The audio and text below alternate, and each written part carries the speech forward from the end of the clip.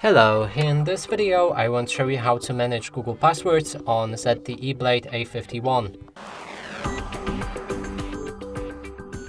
And to do this we'll need to open our Google Chrome. Then when we click on the three dots in the top right corner of the screen, move to the settings. Here find passwords and make sure that save passwords is enabled. Now when we go back and try to log into any website,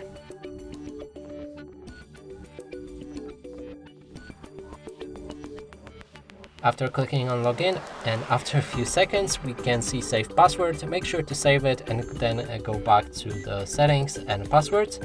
Here you can finally see your credentials that you saved, and then we can change the username, also preview it.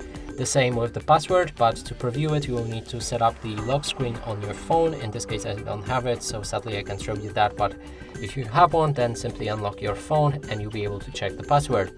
And the last option is to delete the password with that bin button, and it goes like that. And that's it for this video. Hope you like it. Please consider subscribing to our channel, leave a like and a comment below.